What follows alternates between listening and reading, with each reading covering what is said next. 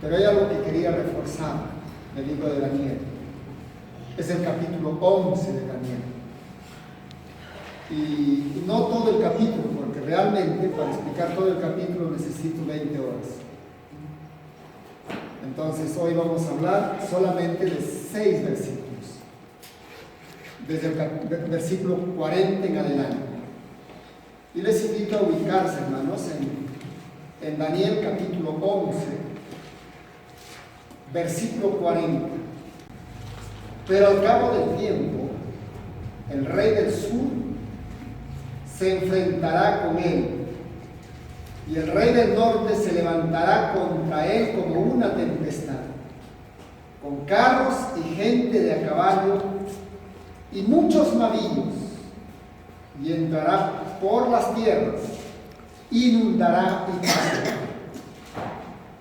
El 41.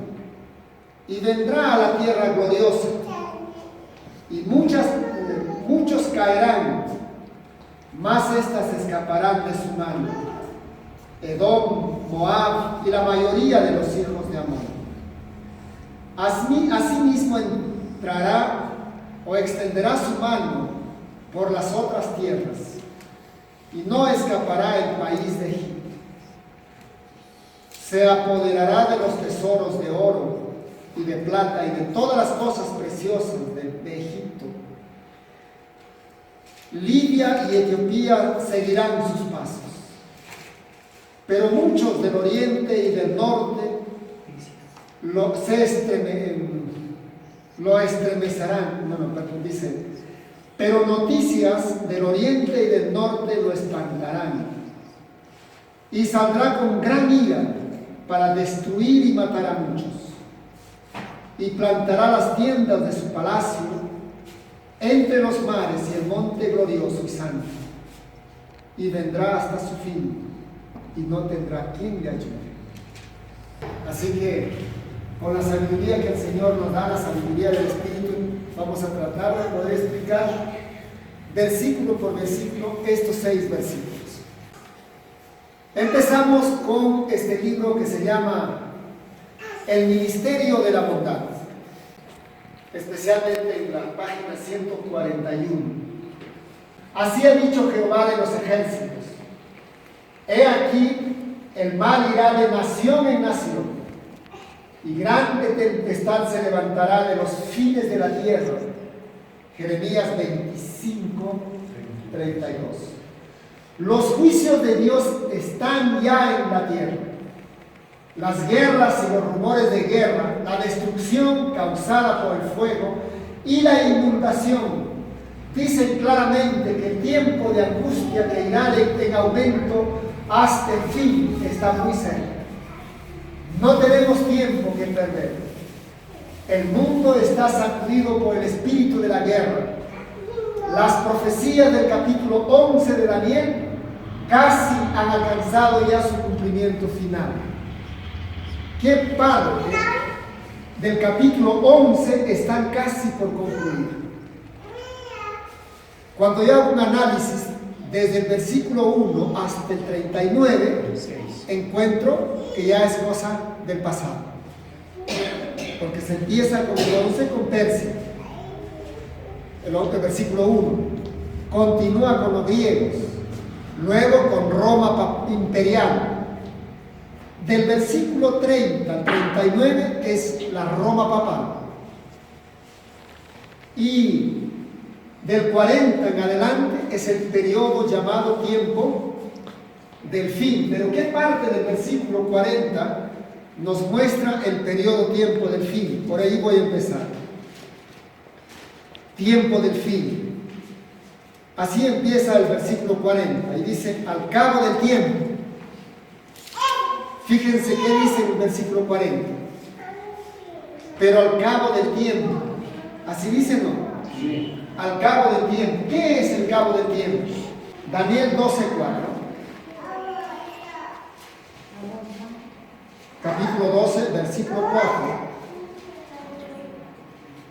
Dice así: pero tú, Daniel, cierra las palabras y sella el libro hasta el tiempo del fin, Muchos correrán de un lado a otro y la ciencia aumentará. Esas palabras, tiempo de fin o cabo del tiempo, no lo encontramos en ninguna otra parte de la Biblia, solamente en Daniel. Y para nosotros, el pueblo de Dios, la palabra tiempo del fin o cabo del tiempo es un término escatológico. ¿Qué estudia la escatología? Estudia los eventos que ocurrirán ¿cuándo? En el futuro.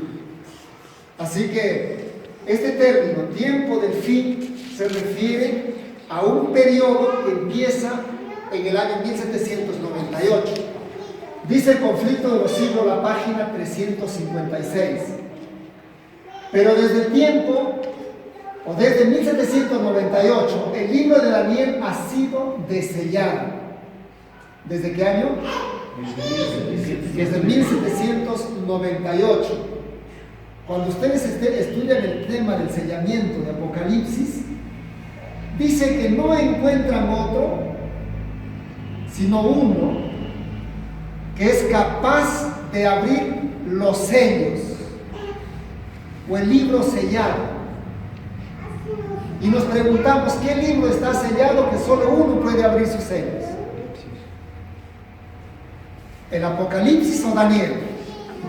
Al único profeta en la historia que encontramos en la historia sagrada, que Dios mismo le da la orden y le dice, cierre el libro hasta el tiempo del fin. ¿A quién le da orden el Señor? A Daniel. Entonces las profecías selladas del libro de Daniel se abren en el Apocalipsis. ¿Sí? En el Apocalipsis hay uno que abre las profecías. Así que aquí le da la orden. Dice, cierra Daniel el libro, las profecías hasta el tiempo del fin. Y el Conflicto de los Siglos dice, pero desde 1798 el libro de Daniel ha sido desellado. La ciencia de las profecías ha aumentado. Y muchos han proclamado el solemne mensaje del juicio cercano. No solo la ciencia ha aumentado, sino también la ciencia de las profecías. Hoy nos encontramos en una situación muy terrible por el aumento de la ciencia. Permítame decirles cuál es una de las amenazas de la tecnología actual. En Estados Unidos, el ejército de Estados Unidos, usando la tecnología, ha lanzado un proyecto que se llama el HAARP. Tal vez ustedes han escuchado o no lo han escuchado. ¿Cuántos han escuchado el HAARP? Las letras en inglés es HAARP. Es un proyecto de estudio de la aureola de alta frecuencia. Eso quiere decir traducido al español.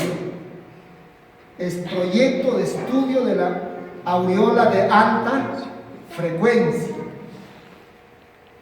Y han establecido una estación de antenas en Alaska. Y con esas antenas emiten unas ondas electromagnéticas a la hidrosfera. Y la hidrosfera sirve como un espejo. Cuando yo estoy en una sombra, alguien quiere alumbrarme con un espejo por el reflejo del sol, ¿qué hace? Coloca el espejo en contacto, en dirección del sol, pero alumbrando a mi rostro. ¿Cómo llega el calor del sol que refleja del espejo? ¿Quema o no quema? Quema. Eso es lo que está haciendo la ciencia. Lanzan las ondas electromagnéticas al espacio, llega a la hidrosfera, se bloquea y baja a la Tierra una descarga eléctrica de 2.000 a 3.000 kilowatts de potencia. ¿Y cuáles son los efectos de ese rebote? Terremotos. Produce terremotos. Y aunque parezca mentira, todos los terremotos de estos últimos tiempos son de 10 kilómetros de profundidad. Todo país que no quiera someterse al patrón dólar sufre consecuencias. Terremotos que no son naturales, sino provocados por los Estados Unidos. Eso es uno. Por ejemplo, Japón. Japón se estaba oponiendo al patrón dólar. Para que tengamos una idea, ¿quién es el patrón dólar? Vamos a hablar del patrón oro, por ejemplo. En el Perú antiguamente, o siempre, en toda la historia, en todos los países, ¿cómo se hacían las cosas? ¿Qué se usaba? ¿Papel o realmente el metal precioso? El oro. Pero ¿qué hicieron después los gobiernos? Establecieron bancos. Los bancos centrales de reserva, ahí se va el oro, sirve como patrón.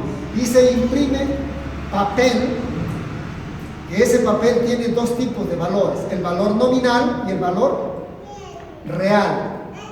El valor real es lo que cuesta el papel. Y el valor nominal es aquello que se pone al papel. Se dice 200 soles, 100 soles, 50 soles, 20 soles, 10 soles. Ese es el valor nominal. Pero eso vale en lo real. En lo real no tiene valor. Es un papel impreso. ¿Pero qué lo respalda? El patrón oro que está allá en el Banco Central de Reserva. Se vacía esas reservas, ese papel no vale nada. Así Estados Unidos, a su moneda, el dólar, lo ha puesto a la par del oro. Y todos los países, para poder cambiar, necesitan hacer cambio ¿con qué? Con el dólar. Y país que no se somete al patrón dólar, entonces tiene que sufrir las consecuencias. Si no le hace guerra directo, entonces ¿qué está usando?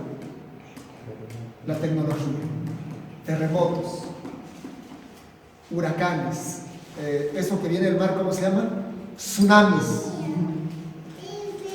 Otro proyecto que está poniéndose ya en acción es el proyecto Rayo Azul. Cuando ustedes buscan en internet, en Google, van a encontrar el proyecto Blue Beam o Blue Beam se escribe. Es un proyecto para falsificar la segunda venida de Cristo. Ayudado por la tecnología, van a proyectar al espacio la segunda venida de Jesús con un sonido que viene desde la profundidad del espacio. Y mucha gente va a creer. Pero es obra de Satanás. ¿Cuánto ha aumentado la ciencia? Tremendamente, para engañar a la humanidad. Pero así como aumenta la ciencia, ¿qué cosa ha aumentado también? Las profecías. Las profecías tienen que utilizar también la tecnología para llegar a todo el mundo con la verdad. Pero aquí viene un problema. El problema que está en nosotros es aquella palabra que decimos: no hablen de la bestia, no hablen de Estados Unidos, no hablen de Roma, no hablen del papado, hablen del amor. ¿Han escuchado? Sí.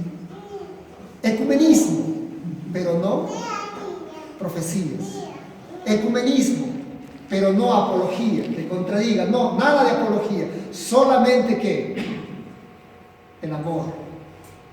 Y el hermano White dice: si es que la iglesia no lo despierta, no lo provoca la bestia, la persecución nunca vendrá. Nunca vendrá si es que la iglesia se mantiene en su estado como se encuentra. ¿Me dejo entender? ¿Cuándo inicia el tiempo del fin? 1798. En 1798. Aquí empieza el periodo tiempo del fin. Y para llegar a esa fecha tenemos tres tiempos que nos da la Biblia, la profecía bíblica. Tenemos los 1290 que están en Daniel 12, los 1260 que están en Daniel 7:25 tiempos y en medio de un tiempo, y los 1335 años, cuando dice bienaventurado el que llega hasta 1335 años, o bienaventurados que mueren de aquí en adelante, dice, ¿no? Descansan, pero sus obras con ellos siguen. Entonces, en la historia encontramos que en el año 508 empieza la guerra contra las ligas arrianas. ¿Quiénes empezaron la guerra contra las ligas arrianas para levantar al catolicismo y ponerlo al poder en el año 538? Fueron dos poderes. El poder de los francos, dirigido por Clodoveo, que era un rey arriano antes y se convierte al catolicismo en el año 497. Y en el año 508 empieza su apoyo, dando su fuerza militar, su apoyo civil a la iglesia para luchar contra las ligas arrianas. Y se unió con Belisario, quien era el general de Europa o de Roma Oriental. Lo envió Justiniano, el emperador Justiniano del Oriente, para apoyar a Clodoveo y hacer guerra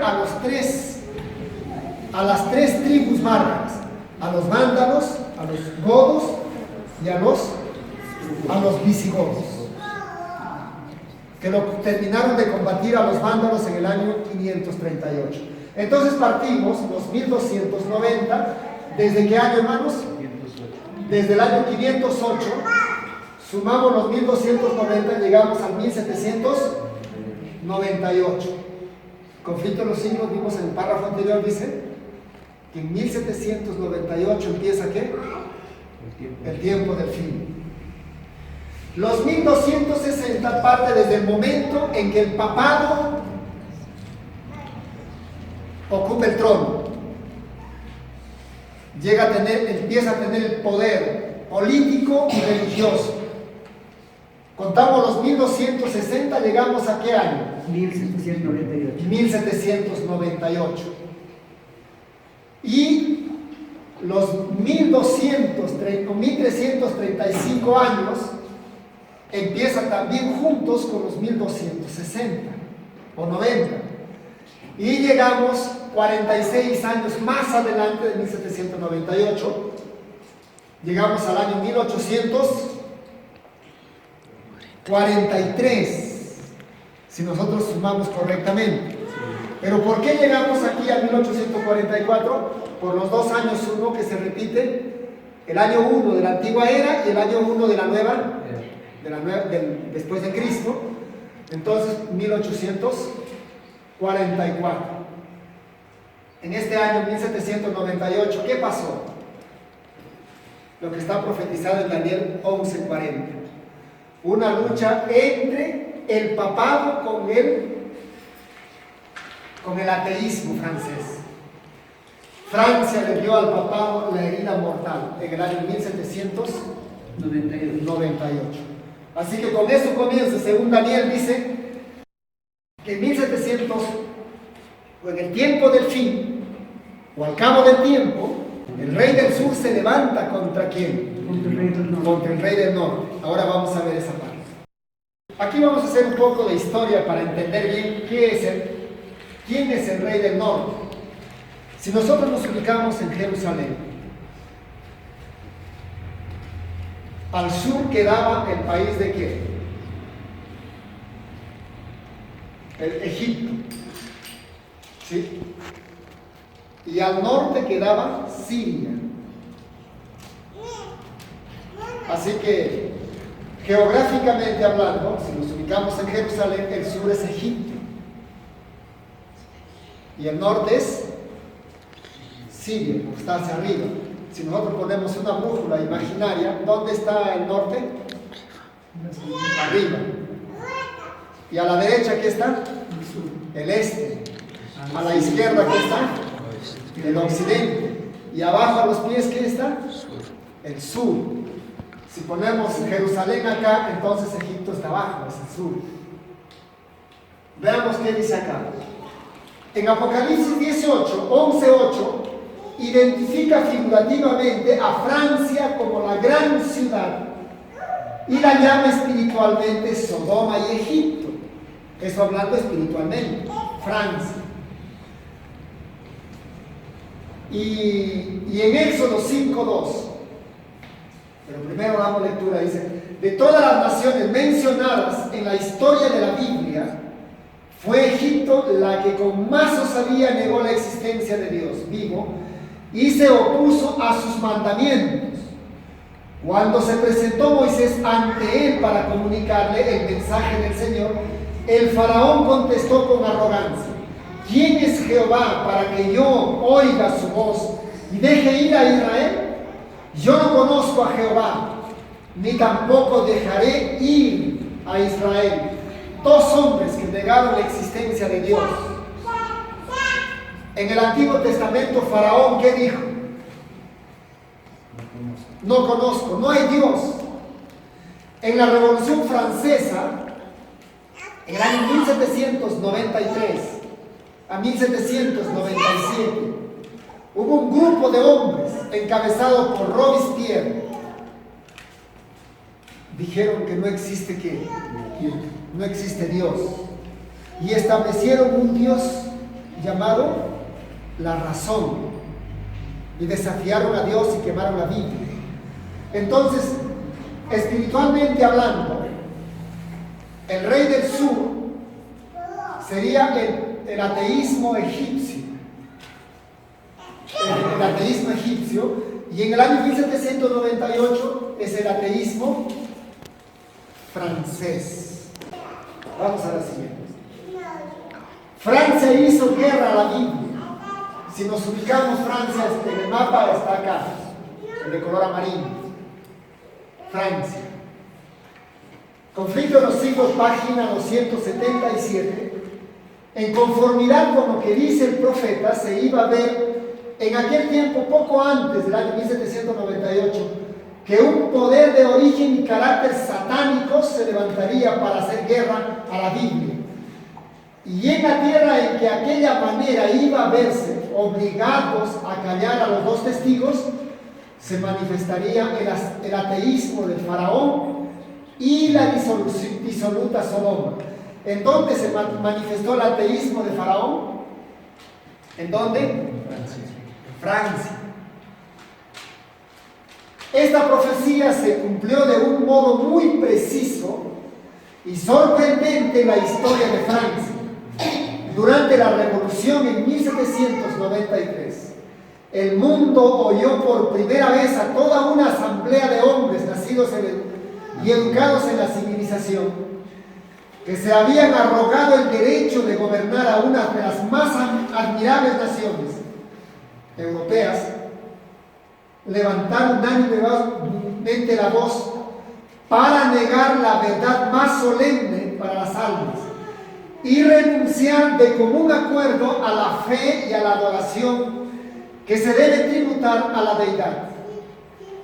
Francia ha sido la única nación del mundo acerca de la cual consta en forma auténtica que fue una de las naciones erigida en la rebelión contra el autor del universo. Entonces, ¿a quién representa? Al rey del sur en la historia, a Egipto. En la profecía del tiempo del fin, ¿a quién representa? Ahora sí, a Francia. Un gobierno comunista niega a Dios y su palabra.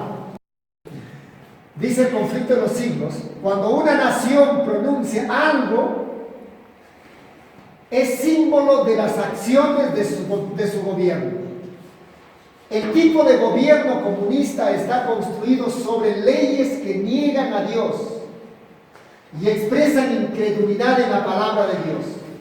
El hablar de la nación son los actos de sus autoridades legislativas y judiciales. Este párrafo se aplica a Estados Unidos. Pero yendo a la historia, si el hablar de la nación son los actos de sus autoridades judiciales y legislativas, entonces el ateísmo o el rey del sur habló en contra de Dios, dictando leyes que negaron la existencia de Dios y negaron la ley de Dios en el año 1793. En Apocalipsis 11:7, también en Apocalipsis 17:8 tenemos un poder que sube del abismo, el cual significa simbólicamente que no tiene fundamento en la palabra. La Revolución Francesa creció o careció del apoyo de la palabra de Dios, pues estuvo fundado sobre, o sostenida sobre ¿qué? El ateísmo. La siguiente. Este ateísmo no solo quedó en Francia, así que el rey del sur va a cambiar de territorio. En el año 1917, Lenin, uno de los que encabezó la revolución bolchevique, también negó la existencia de ¿quién? De Dios. el principio que era que Faraón en Éxodo 5:2 proclamó, es el mismo que motivó la Revolución Francesa. No conozco a Jehová.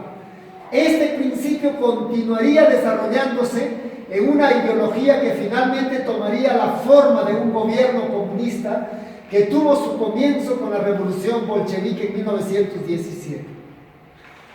Al par que la Unión Soviética comenzó su intento de controlar al mundo, país tras país fue confrontado con el arma del ateísmo y la revolución.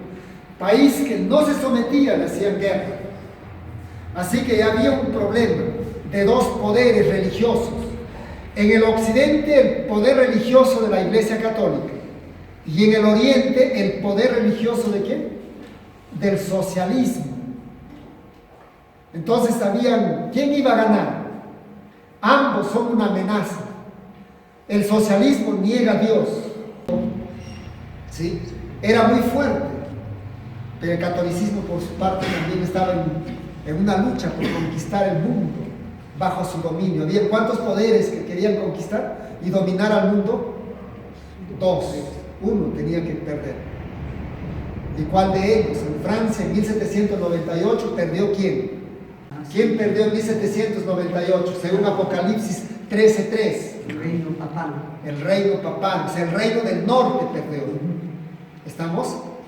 Con esto quiero recordar con lo que dice la hermana White en un libro que se llama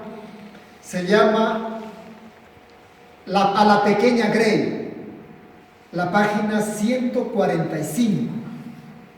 Allí dice que el rey del norte de Daniel capítulo 11 no es más que el poder que terminará hasta el fin. Y Urias Smith dice que el reino del norte es Turquía. Ahora, ¿a quién lo creemos? ¿A Urias o a la hermana White? La hermana White dice que el poder que termina hasta el tiempo del fin, ese es el reino del norte. ¿Y quién es ese poder? Es Roma papal. Muy bien. El papado y Estados Unidos lo declaran enemigo común ¿a quién?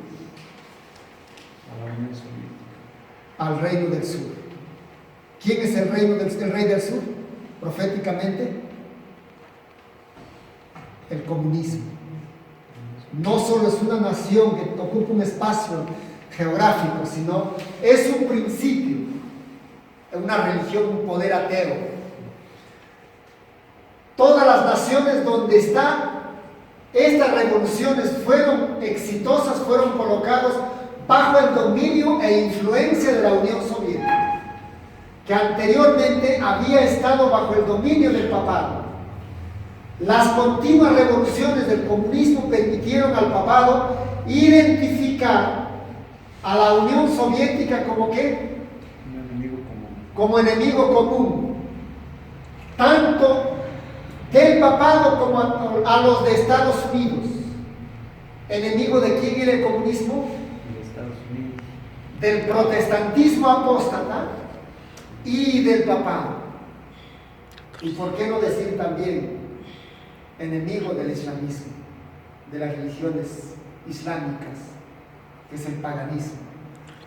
La situación del enemigo común preparó el camino para la alianza de Roma con los Estados Unidos, del versículo 40 y de Apocalipsis 13.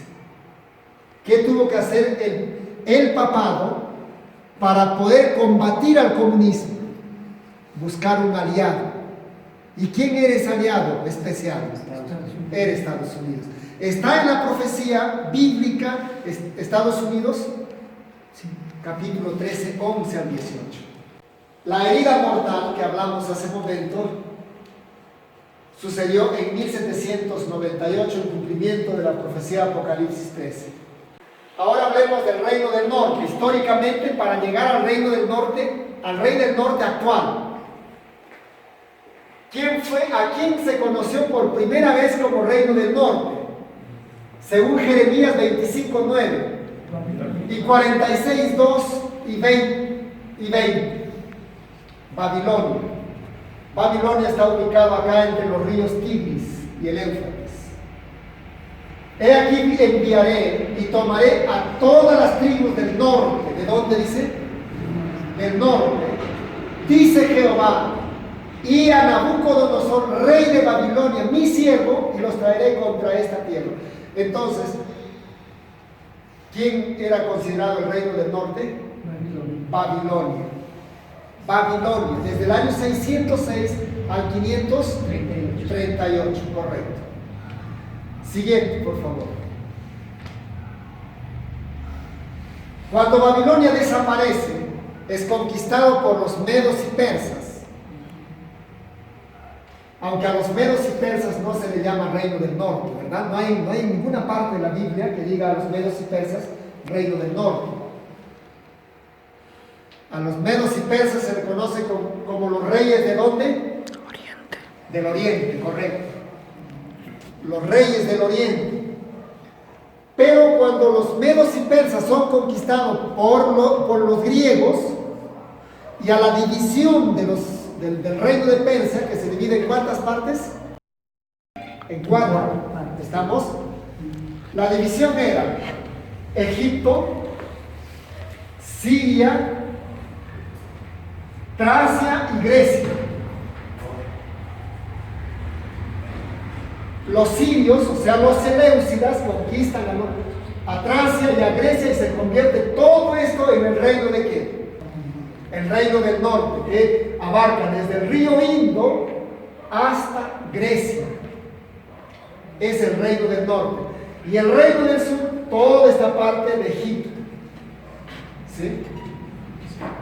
Eso cuando ya se divide el reino de Grecia. Ahora, yo te mostraré la verdad. He aquí que aún habrá 3 reyes en Persia. Y el cuarto será grande, se hará de grandes riquezas, más que todos. Y al hacerse fuerte con sus riquezas, se levantará a todos contra el reino de ¿qué? De Grecia. Se levantará luego un rey valiente, que es Alejandro Magno, un rey valiente, el cual dominará con gran poder y hará su voluntad. Pero cuando se haya levantado, su reino será quebrantado y repartido a los 4 vientos, o a los 4 puntos cardinales. Su reino será quebrantado y repartido a los 4 vientos del cielo, no a sus descendientes, ni según el dominio con que él dominó, porque su reino será arrancado y será para otro fuera de ellos, y se hará fuerte el reino del sur, mas uno de sus príncipes será más fuerte que él, y se hará poderoso, su dominio será grande.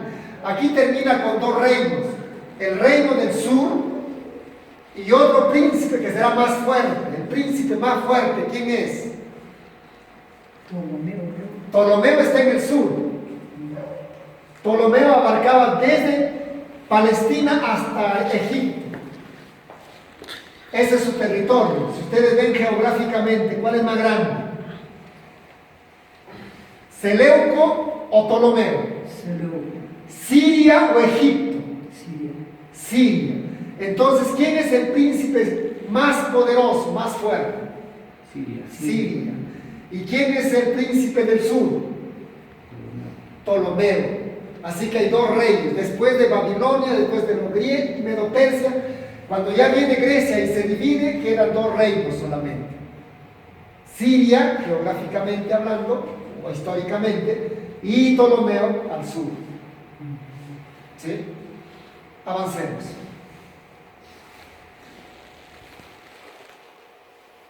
Cuando ya desaparece en el año 168 antes de Cristo,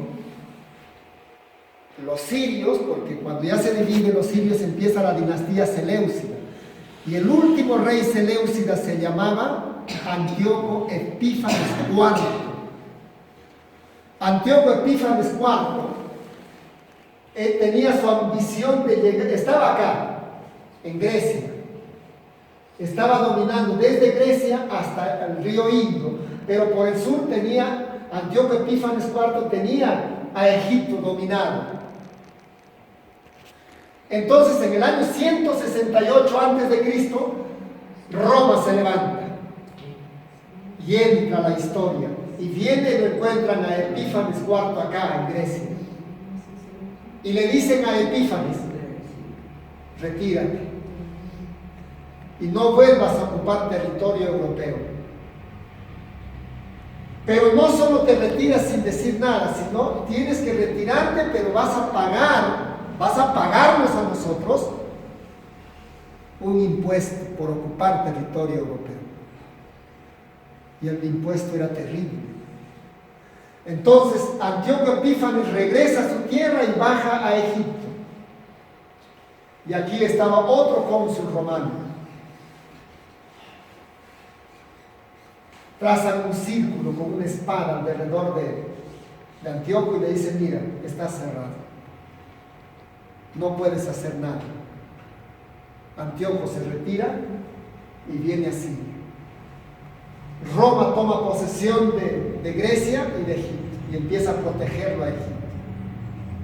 Y continúan conquistando hasta que desaparece el reino del norte. ¿Y quién se queda como reino del norte después que desaparecen los siglos? En el año 168. Entonces, ¿quién es el reino del norte? Desde el año 168 en adelante, Roma pagana. Miren, estamos siendo Babilonia, reino del norte; Siria, reino del norte; ahora Roma pagana, reino del norte. ¿Hasta cuándo? 538. Hasta el 538, exactamente. Me gustan esos datos. Sí, así que el reino del norte crece, ¿no es cierto? Se hace grande, desde Europa hacia el oriente, hacia Asia, Asia Menor. ¿Está claro? Las etapas con que va pasando el reino del norte. ¿Sí? A ver, repitamos juntos. ¿Quién fue primero el reino del norte? Babilonia, 606 al 538. Luego, ¿quién fue el otro reino del norte? Siria, que fue una fracción de Grecia. Luego, cuando Roma conquista Grecia, ¿quién es el siguiente reino del norte? Roma pagana. Ahora sigamos a la siguiente. Desde el año 538 en adelante, ¿quién continúa siendo el reino del norte? Vamos a dar lectura. Daniel capítulo 11, 31 al 36. Y se levantará brazos de su parte, y contaminará el santuario de fortaleza, y quitará el continuo, y pondrá la abominación desoladora, y con lisonjas hará pecar a los violadores del pacto. Mas el pueblo que conoce a su Dios se esforzará y hará proezas, y los sabios del pueblo instruirán a muchos.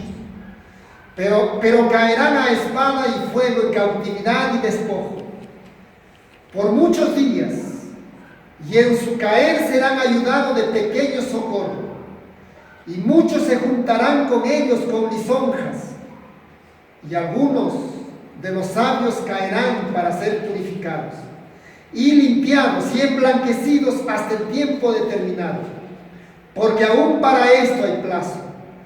Y el rey hará su voluntad y se enaltecerá y se engrandecerá sobre todos los dioses, y contra el Dios de los dioses hablará maravillas, y prosperará hasta que sea consumada la ira, porque lo que está determinado se cumpla. ¿Quiénes son aquellos sabios que instruyeron a muchos y que cayeron y que fueron ayudados de pequeño socorro? ¿No son los reformadores? ¿No es el tiempo de los mártires de Jesús? Pero ¿quién persiguió y mató, derramó la sangre de los mártires durante 1260 años? En la Iglesia Católica Romana.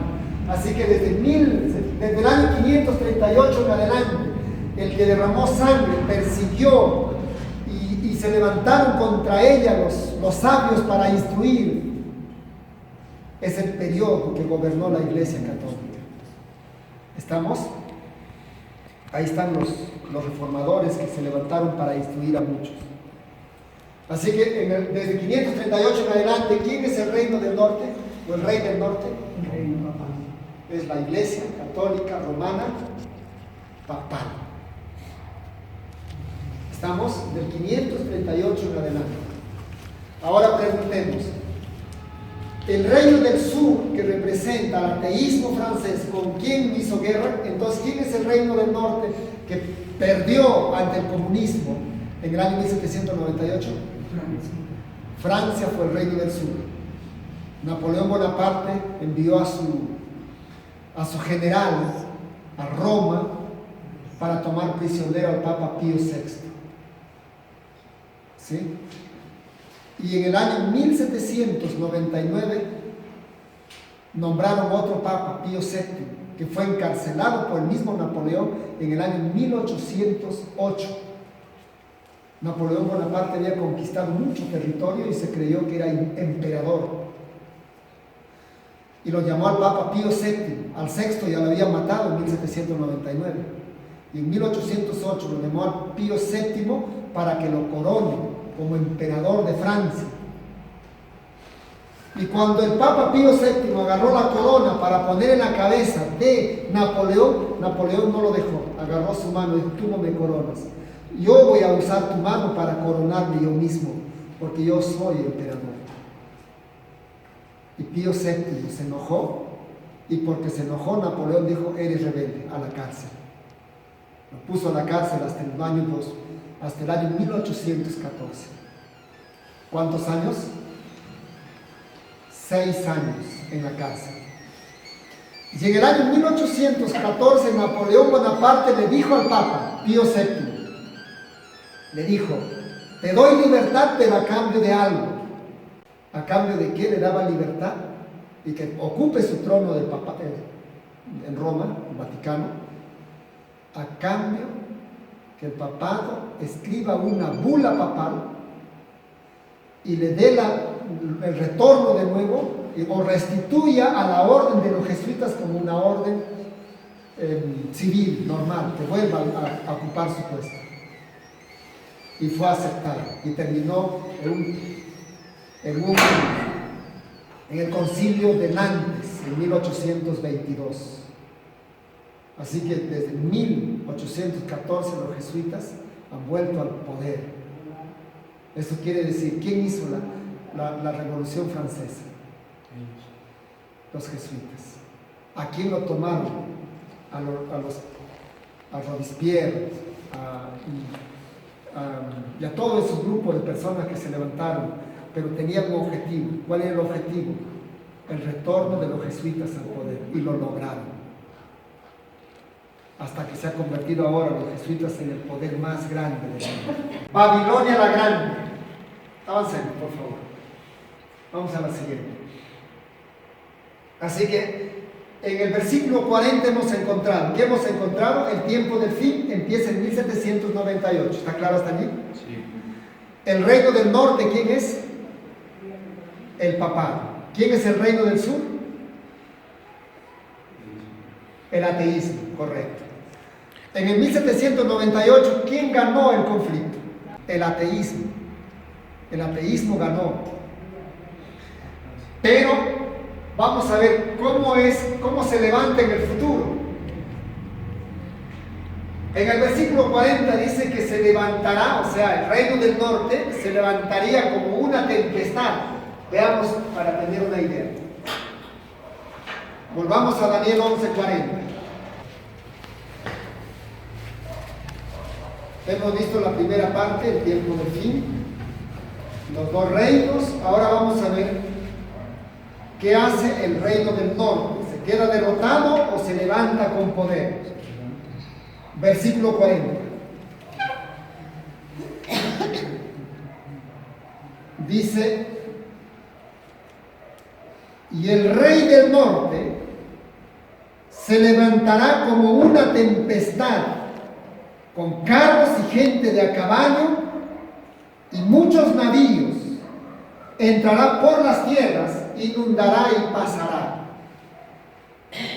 o sea, el papado, después de su derrota en 1798, estaba profetizado que se levantaría y atacaría al comunismo como ¿qué? Como una tempestad. ¿Sí? Viene de una raíz, la palabra tempestad viene de una raíz primaria que significa tomar por asalto, por implicación, hacer añicos o astillas. En el tiempo del fin, el rey del sur, el ateísmo, lanzará una guerra contra el rey del norte, el papado. Pero con el tiempo, el rey del norte, o sea el papado, retornaría y vendría contra el rey del sur como una poderosa tormenta y barrerá al rey del sur.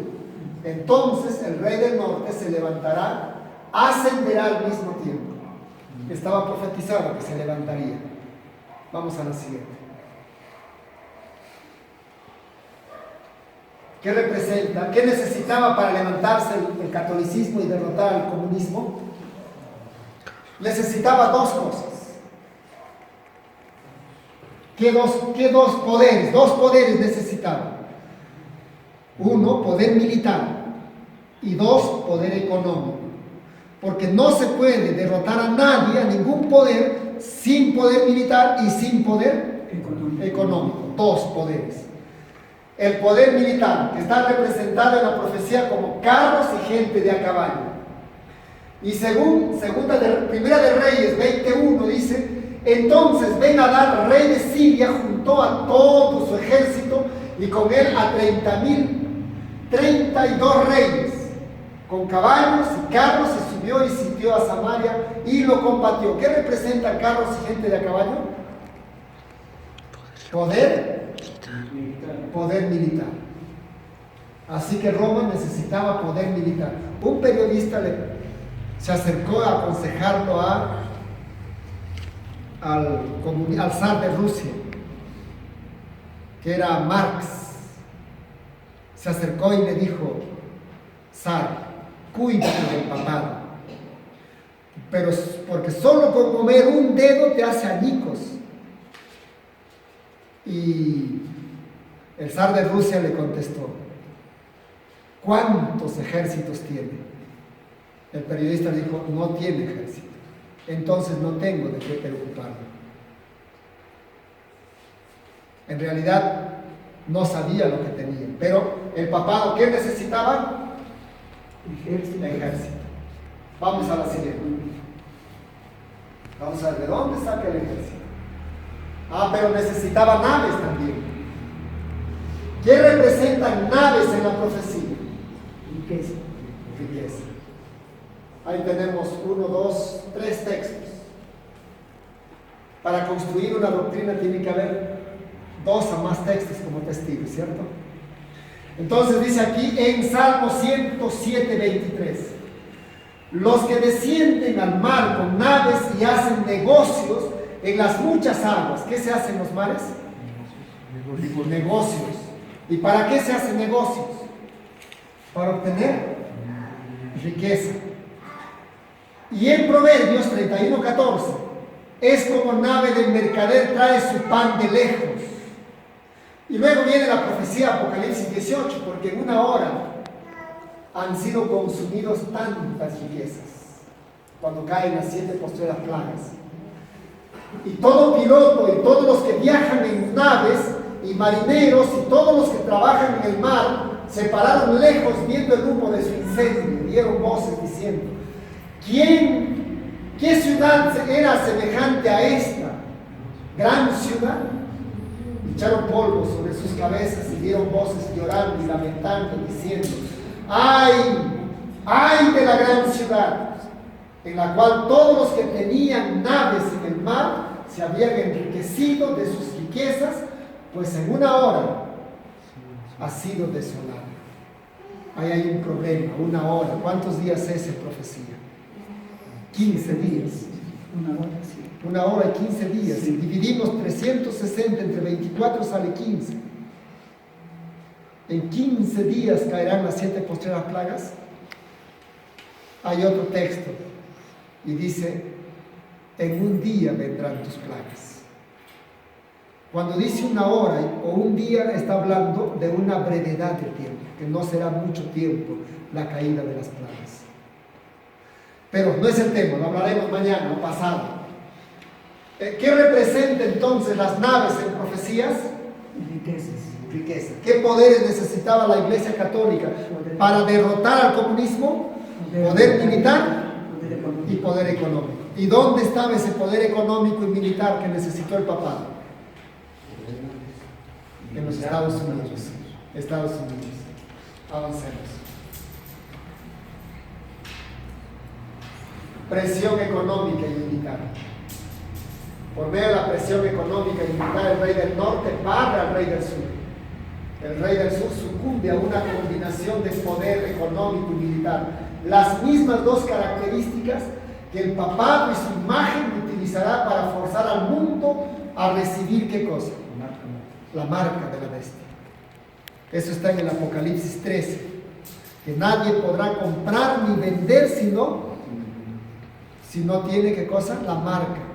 ¿Y qué se va a utilizar para imponer a la gente? Poder militar. ¿Y qué nación impone su poder militar para obligar a la gente a marcarse? Estados Unidos, la imagen de la bestia. Avancemos. Vamos a la última parte del versículo 40. Una vez que cae del sur, dice que el rey del norte entra por las tierras, inunda y pasa. ¿A qué tierra se refiere? ¿Al Perú, a la China, Japón, la India o a las tierras comunistas que era su enemigo? Vamos a encontrar 3 veces que repite la palabra tierra. En este versículo habla tierras en el contexto de una lucha entre el catolicismo contra el comunismo. El comunismo cae, entonces él entra a las tierras poseídas por la Unión Soviética. ¿Estamos? Muy bien. El 7 de junio del año 1982, el presidente Ronald Reagan y el Papa Juan Pablo II se reunieron en la Biblioteca del Vaticano. Era la primera vez que 2 se reunían y hablaron por 50 minutos. Alguien me dijo, pero antes también el Papa no entró a los Estados Unidos, pero no para hacer un convenio. En esa reunión, Reagan y el papado acordaron emprender una campaña clandestina para acelerar la disolución del imperio comunista. La estrategia pactada constaba de 5 partes, cuyo objetivo era hacer posible el colapso de la economía soviética. ¿Cuál era el golpe? ¿A qué parte de la Unión Soviética le golpearon? A la economía.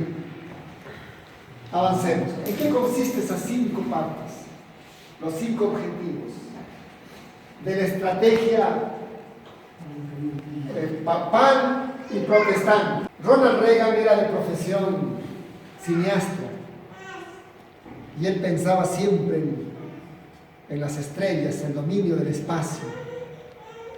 Entonces ahí planteó por primera vez el dominio del espacio. La guerra de las galaxias se convirtió en una pieza central de la estrategia de los estados, del estado de seguridad y la estabilidad de Estados Unidos. ¿Sí? ¿El dominio de qué?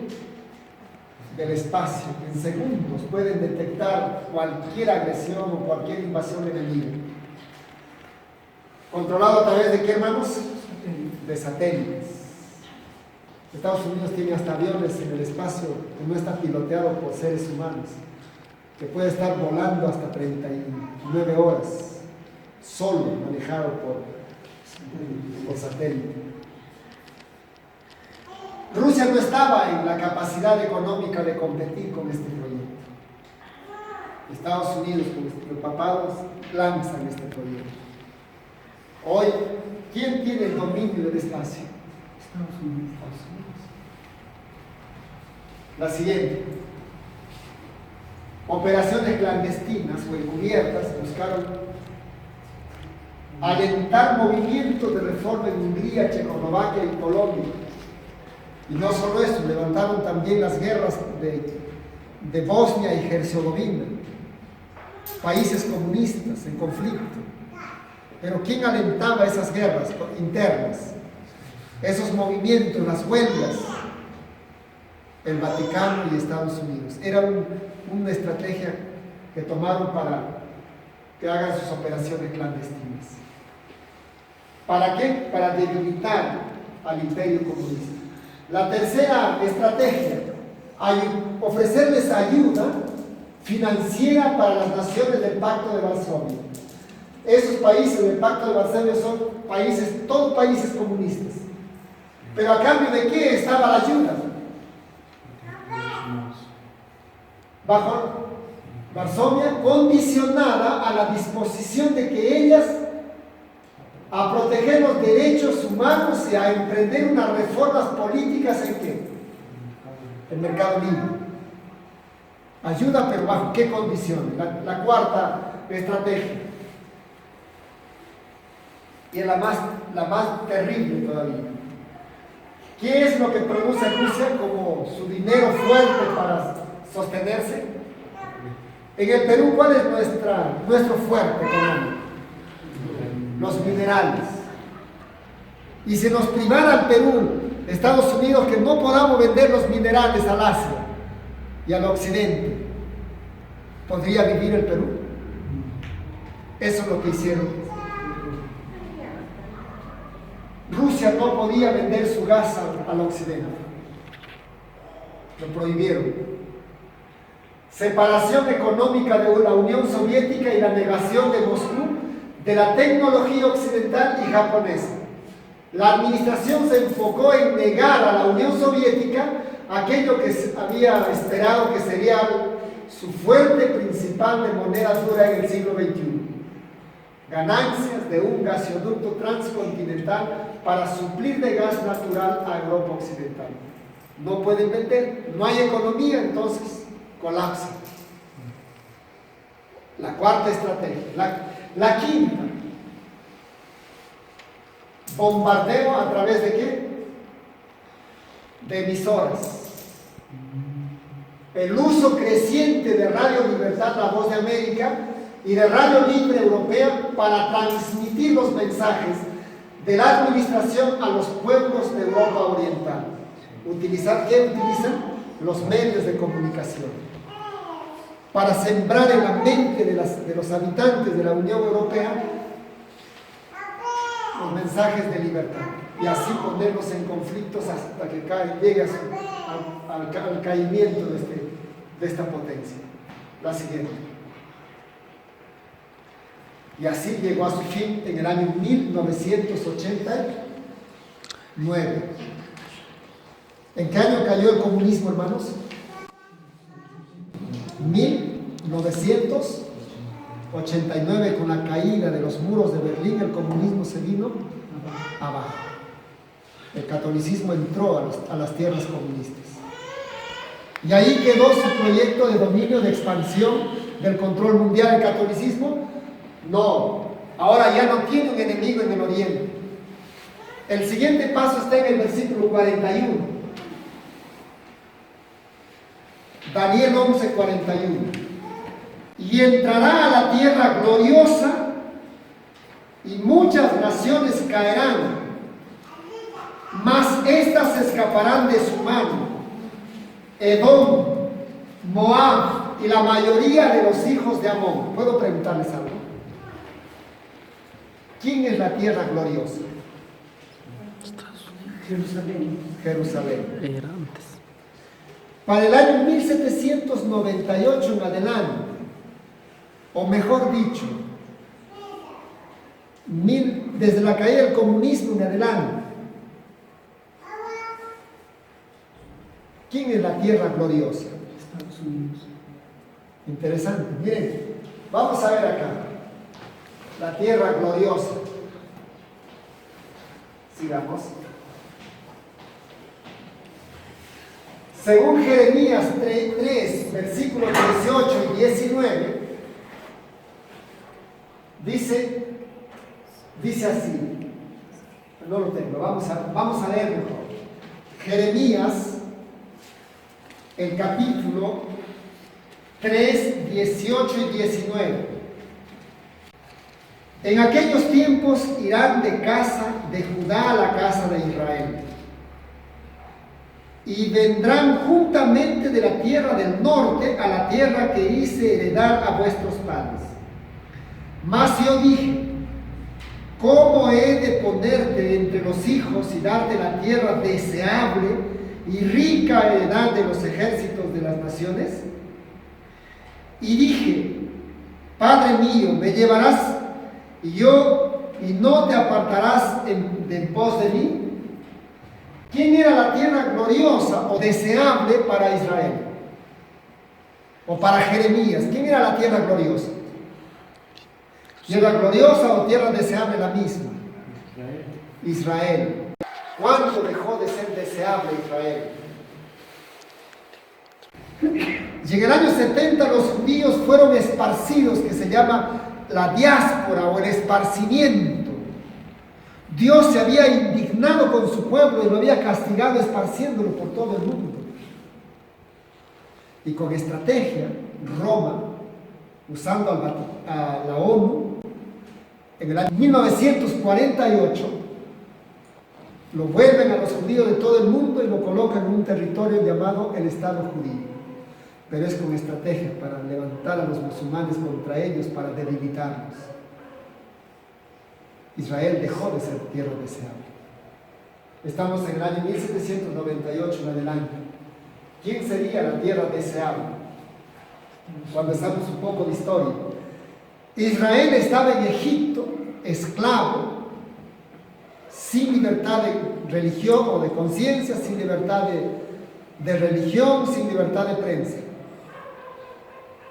¿Qué hizo Dios con Israel? Los saca y los viene y los trae a la tierra deseable, a Palestina, donde establecieron una religión libre, un pueblo libre, pero se rebelan, se vuelven esclavos.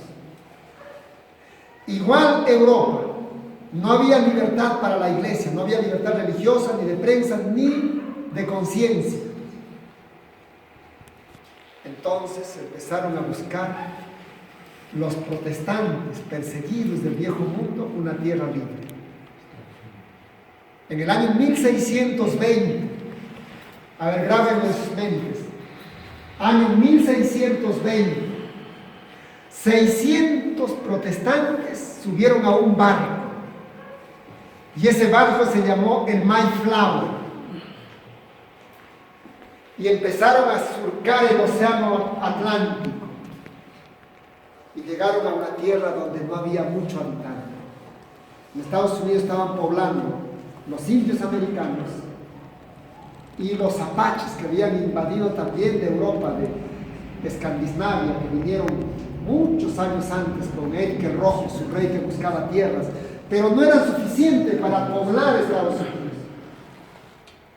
Pero la gente de saber, la cuna innata de la cultura europea, huyeron de Estados Unidos, no solo protestantes, sino grandes hombres de saber, huyeron de Estados Unidos.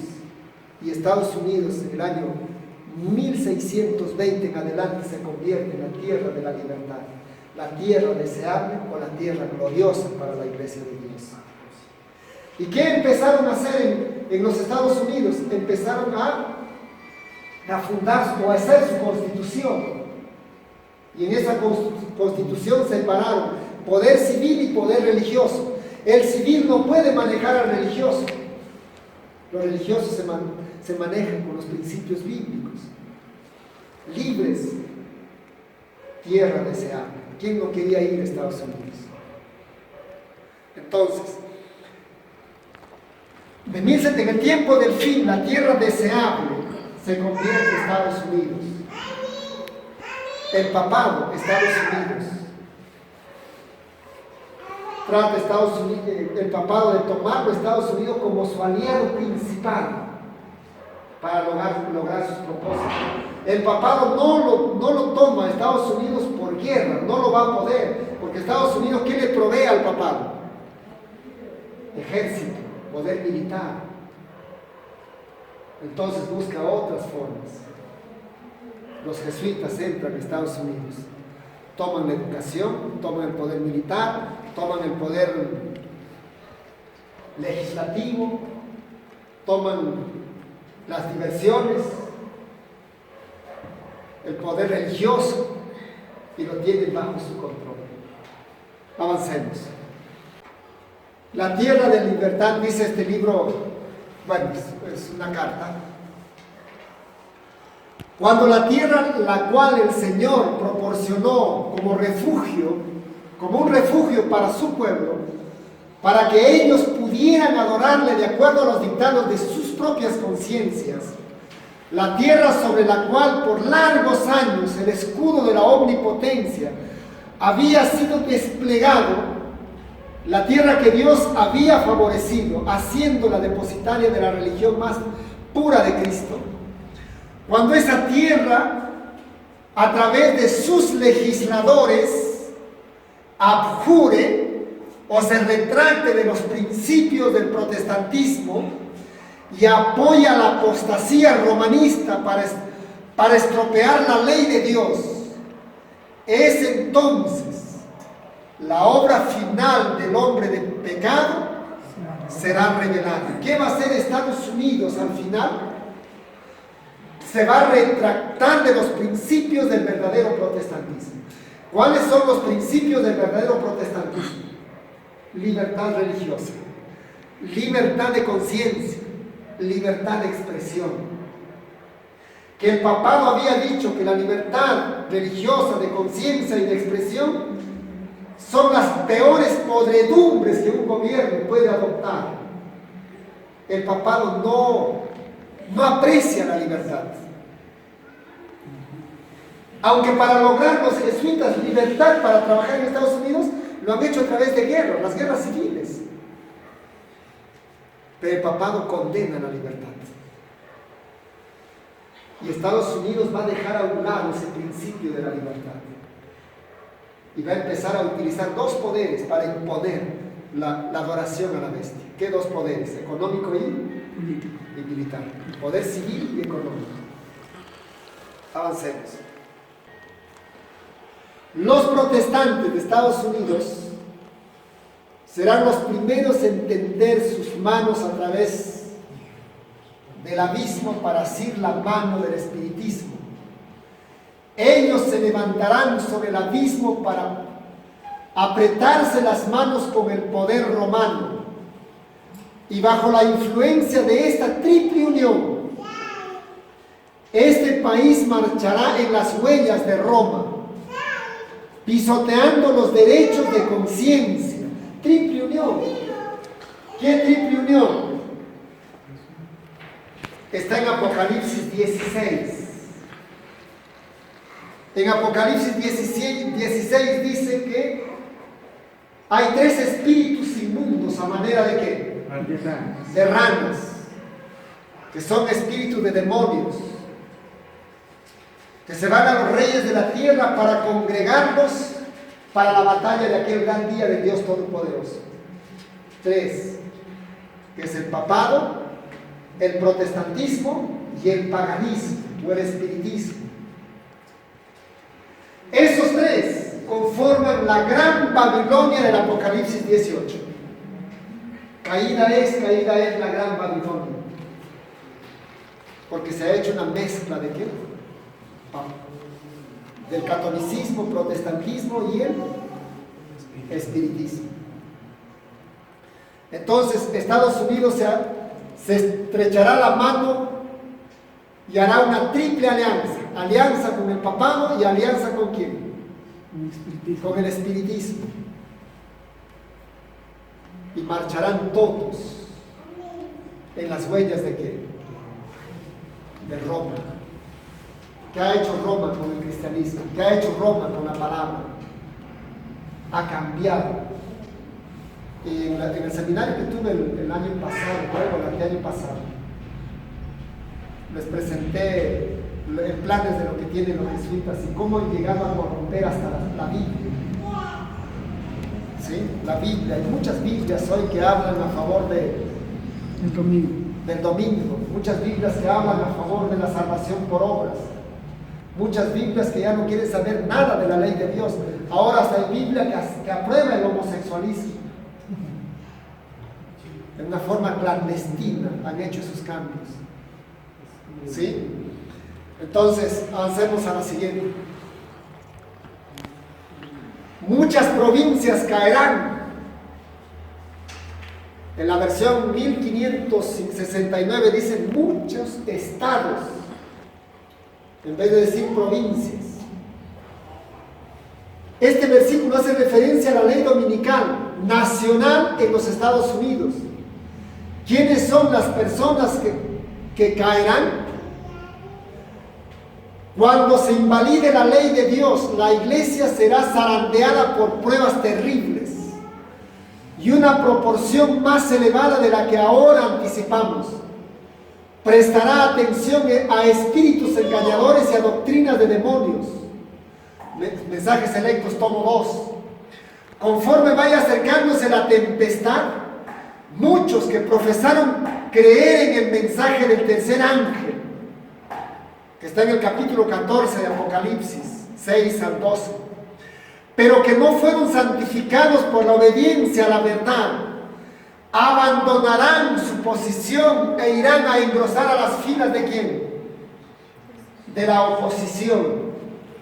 Cuando en Estados Unidos se decrete la ley dominical, eso se va a dictar en el Congreso, en el poder legislativo de Estados Unidos, influenciado por supuesto por las iglesias protestantes en su mayoría.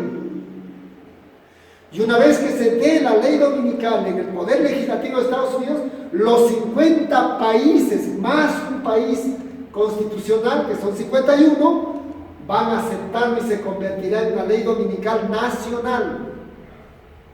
Y al convertirse en una ley dominical nacional, se cumple, como le dicen, muchas provincias, ¿qué cosa? Escaparán. Caerán. Los que escapan son otros. Eso lo vamos a ver. Pero no todos caen. Hay alguien quien escapa, que es una pequeña minoría. ¿Sí? Y no solo será una ley dominical nacional, sino que Libia y Etiopía, que vamos a ver en el siguiente versículo, le seguirán sus pasos. Ese Libia y Etiopía representan los pueblos subdesarrollados. Se decreta la ley dominical en Estados Unidos, se convierte nacional y los países de todo el mundo, puedo decir los países miembros de la ONU, van a aceptar la ley dominical. Ley dominical nacional. Ya están aceptando en muchos países en el proyecto del desarrollo sostenible o en la agenda post-2015, que se reunieron en la ONU, en Estados Unidos, los 193 miembros de la ONU establecieron una agenda y que empezaron a ponerlo en desarrollo desde el 2015 y quieren concluirlo en el 2030. Que al 2030 no haya pobreza, pobreza cero, objetivo número 1. Y la meta número 3 del objetivo 1 dice, para poder lograr este objetivo 1, hay que reducir a la humanidad a menos del 50%. Y para eso, la FAO, que es un organismo de la ONU para la agricultura y la alimentación, han aprobado los productos transgénicos y le han dado al monstruo de los productos agroquímicos, Monsanto, que produzca esos tipos de semillas transgénicas, que tú siembras una semilla, fumigas una planta, el herbicida no lo quema la planta transgénica. Los insectos no entran a esa planta, sano crece. ¿Por qué? Porque hay un producto químico allí adentro que mata todo lo que entra en contacto. y lo produces, si tú lo comes, a la larga te va cortando la vida. Hay que matar a menos del 50% de población para acabar para acabar la pobreza. Y ahí está unido el proyecto, el segundo objetivo, hambre cero para el 2030. ¿Cómo lograr esto? Y continúa otros objetivos, son 17 objetivos. Búsquenlo en Google. Desarrollo sostenible o Agenda Post 2015. Y uno de los proyectos de desarrollo sostenible de la ONU es no permitir que haya una explosión demográfica. ¿De qué estoy hablando cuando hablo de explosión demográfica? Que no haya aumento de población. Y entonces lanzan el proyecto de la igualdad de género, que se casen hombres con hombres, mujeres con mujeres. ¿Quiénes lo aceptan? No lo aceptan personas sin compromiso o sin poder. ¿Quiénes lo aceptan? Lo aceptan los gobernantes, los presidentes, los países miembros. Por eso, qué fácil para Estados Unidos decretar una ley. ¿Quiénes lo aceptan? Todos los países. ¿Y quiénes escapan? Vamos a la siguiente. ¿Quiénes no lo aceptan? Los gobernantes lo aceptan. Escaparán de su mano. Dice que escapa Edom, Moab y la mayoría de los hijos de Amón.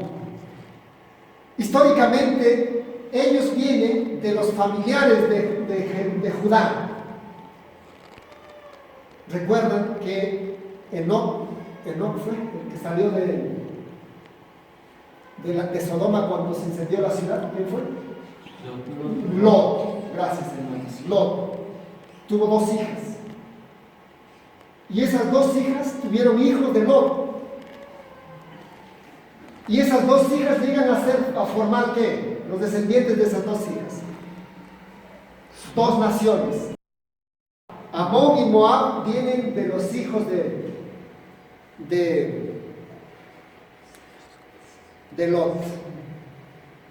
¿Familiares de quién, hermanos? Familiares de Jacob. Conocedores de los principios que fundó Abraham. Conocedores de la doctrina del santuario, doctrina de la ley de Dios. Y esto se convierte en un símbolo para el tiempo del fin. ¿Quiénes son conocedores de la verdad en el tiempo del fin? Ya no literal, Edom, Moab y la mayoría de los hijos de Amón, ya no literal, sino tomo esa parte histórica para hacer una aplicación. En los Estados Unidos existen muchas, en todo el mundo existen iglesias.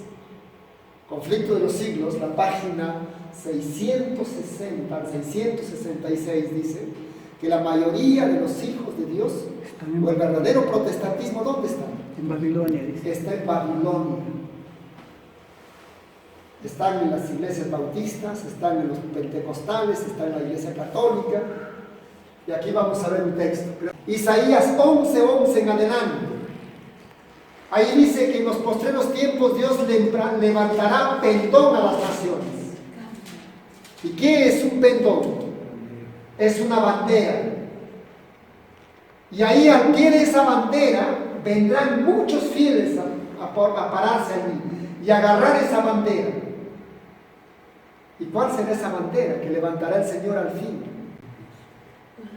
Los 10 mandamientos, la bandera del sábado, que se convertirá en la manzana de la discordia, ¿no? O como dice Conflicto de los Siglos, la piedra de toque, de decisión.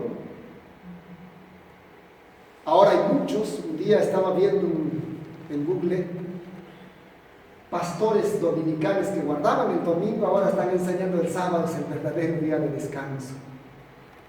Hoy mismo están ya en ese movimiento.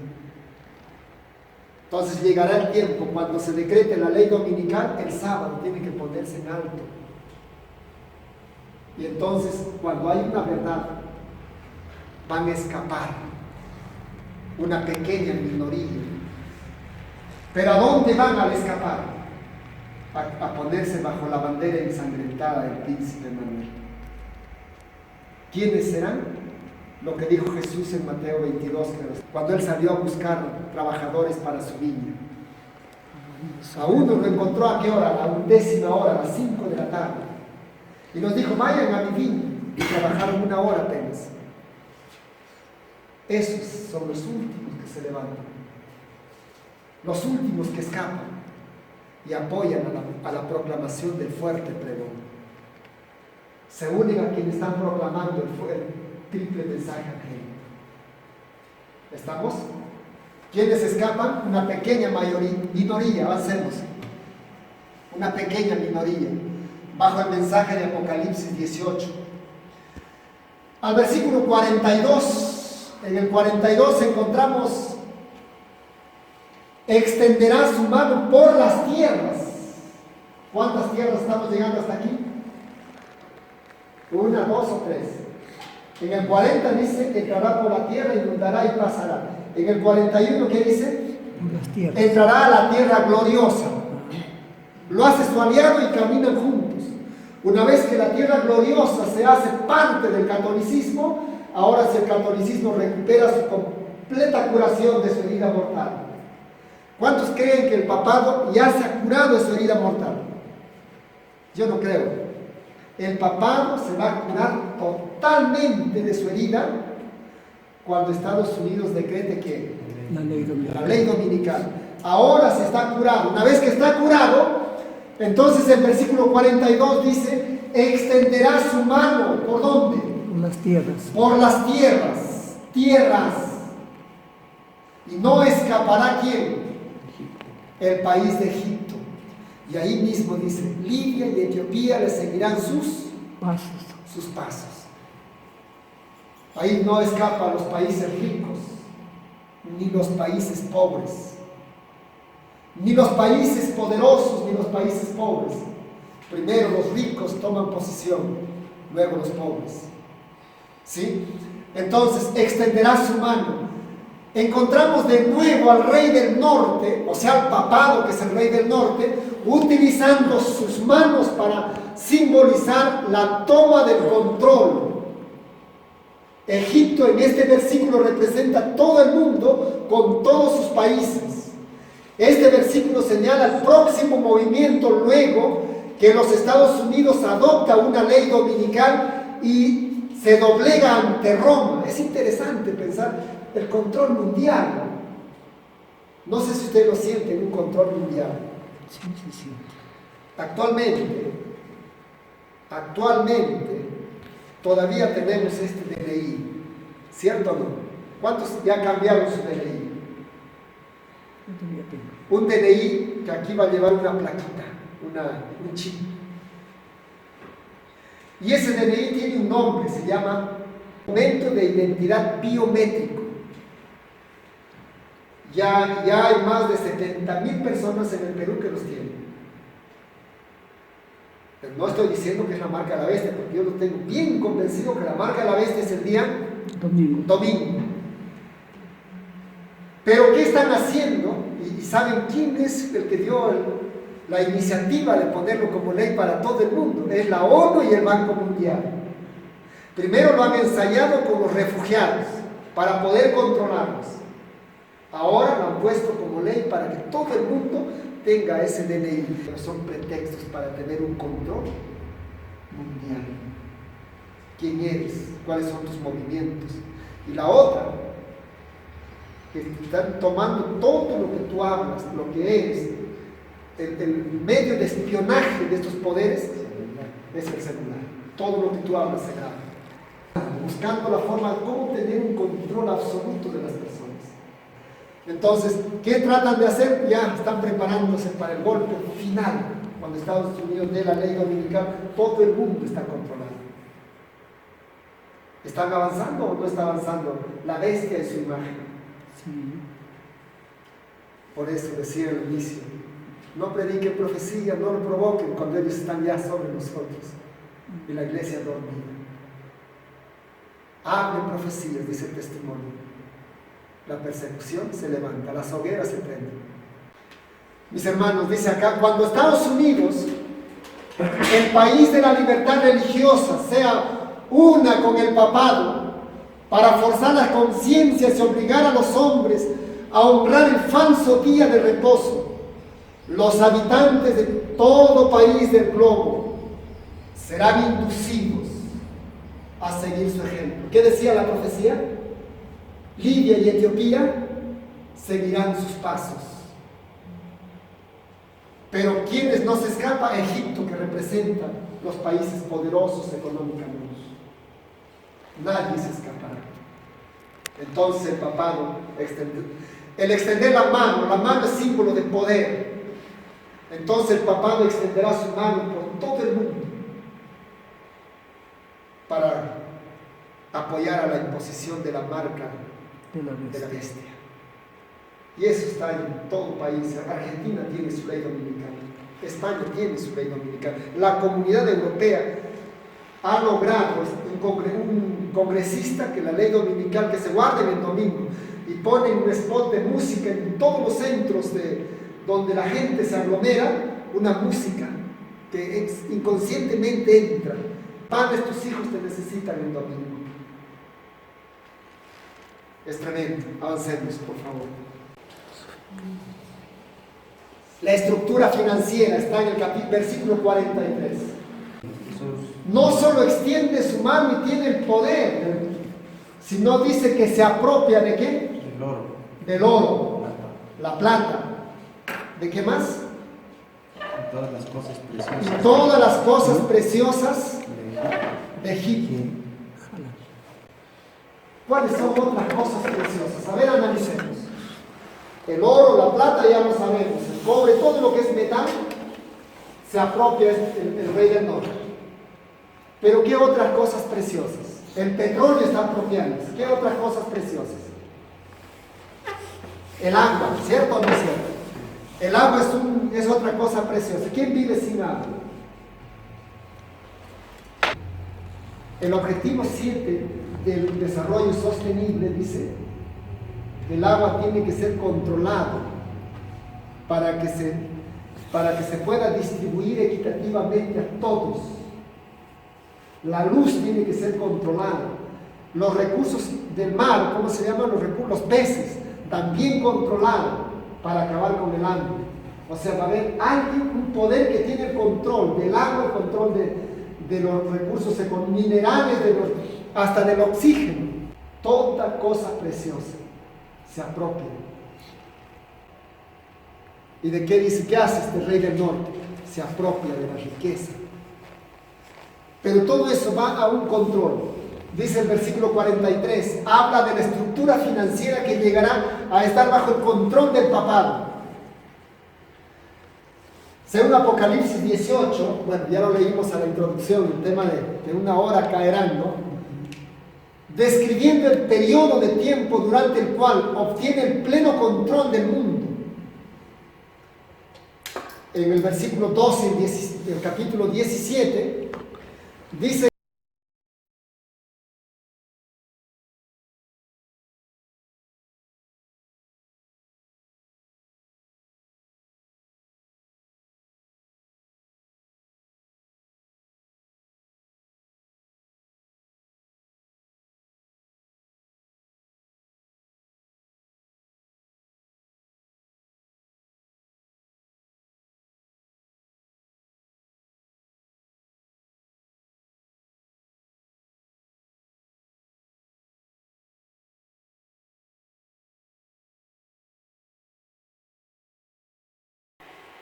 ¿qué va a derramar el Señor en la ley dominical? La lluvia tardía. ¿Y sobre quién se derrama la lluvia tardía? En el pueblo de Dios. Los que están sellados con el sello de Dios vivo. Aquellos cuyos nombres están sellados en el libro de la vida. Aquellos en cuyo corazón, en cuya vida se ha derramado la lluvia tardía. Estos, con el poder del Espíritu Santo, proclaman el fuerte pregón. ¿Y qué produce el fuerte pregón en el rey del norte? Temor. No solo miedo, ira. Ira produce. Porque ¿qué cosa es lo que va a ver el rey del norte con el fuerte pregón? Los fieles que están allá en Babilonia. De repente sacerdotes o obispos que están en Babilonia. Pastores, doctores en teología en las iglesias protestantes. Oirán el fuerte pregón. ¿Y qué harán esos sinceros? Que no tuvieron más luz, Ahora tienen la luz con todo poder y la ley dominical allá al frente. ¿Qué decisión tomarán? Sinceros saldrán. Esto que causa en el rey del norte, ira. Y al causar esa ira, entonces, ¿qué dice el versículo? Se levantará ¿para qué? Para destruir y matar a muchos. ¿Qué representa ese destruir y matar a muchos? El decreto de muerte. Pero ese decreto de muerte no está inmediatamente, cae la primera plaga. Ahí estamos hablando ya cuando termina el fuerte pregón. Se espanta, se llena de ira en el fuerte pregón. Pero al finalizar el fuerte pregón empieza a derramarse ¿qué plaga? La primera, la segunda, la tercera, la cuarta, la quinta. Terminando la quinta empieza la ley, el decreto de muerte. Pero ahí nadie morirá. Están selladas. Nadie morirá. Tengo aquí dos párrafos. Estos dos párrafos se aplican al momento cuando se da el fuerte pregón. Está la ley dominical, el fuerte pregón. Dice aquí, mensaje selecto. Muchos serán encarcelados en el fuerte pregón, no en las plagas. Muchos para salvar sus vidas huirán tanto de las grandes ciudades como de las poblaciones pequeñas. Muchos serán mártires. ¿Qué representa ser mártires? Muerte. ¿Para qué? Por causa de Cristo, al permanecer firmes en favor de la verdad. Lo mejor que podemos hacer es estar en estrecha comunión con Dios. Y si Él quiere permitir que seamos mártires por causa de la verdad, esto puede ser el medio de traer a muchos otros a la verdad. ¿Para qué vamos a morir en el fuerte pregón? Para atraer a otros a la verdad. Así como en la Edad Media derramaron su sangre, por ejemplo, murió Juan Wycliffe, aunque quisieron matarlo, pero no pudieron matarlo. Pero cuando murió, sacaron sus huesos y lo quemaron y lo echaron al río. Y esa ceniza servía como semilla para que otros se conviertan. Por ejemplo, Calvino y todos ellos murieron. Juan Jos fue quemado vivo, Jerónimo, Latimer, Zwingli, murieron, pero esa sangre que derramaron servía como semilla. Se repetirá lo mismo, moriremos. Si Dios permite estar en pie hasta ese día y nos toque derramar nuestra sangre, es para que otros vengan a la palabra. Voy a ir a un adelanto. Hay algunos pastores que dicen que los 144,000 no gustarán la muerte, pero dice los 144,000 salen del fuerte pregón. Pero aquí encuentro dos párrafos que hablan de qué, que habrá muerte. Este no es la repetición de este otro párrafo.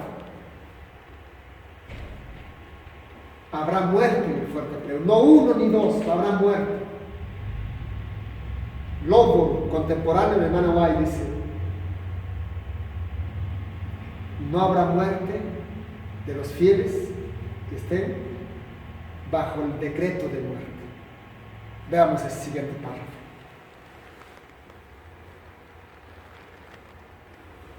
Está en el versículo 45. Tendrá las tiendas de su palacio entre los mares y el monte glorioso. Un palacio es un símbolo político. ¿Quién está en los palacios?